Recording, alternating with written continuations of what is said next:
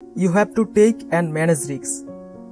সব business start হয় একটি পয়েন্ট দিয়ে, আর ওই পয়েন্টটা হচ্ছে আইডিয়া। আইডিয়াকে ডিটারমিন করার পর বোঝা যায় যে আপনার বিজনেসটি সফল হবে কি হবে না।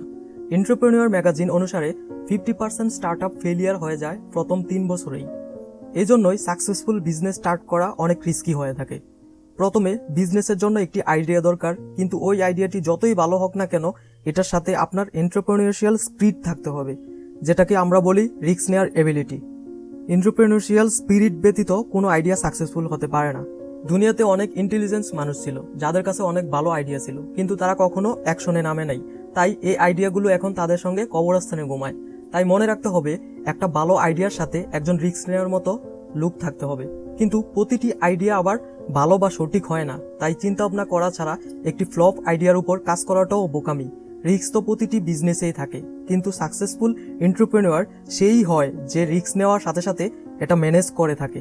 তাই রিস্ক নেওয়ার পর ওটাকে ম্যানেজ করার সক্ষমতাও থাকতে হবে, এবং বিজনেসের যাবতীয় রিস্ক নেওয়ার মেন্টালিটি থাকতে হবে। আর এই রিস্ককে ম্যানেজ করার জন্য আপনার আইডিয়াটির টেস্ট করতে হবে।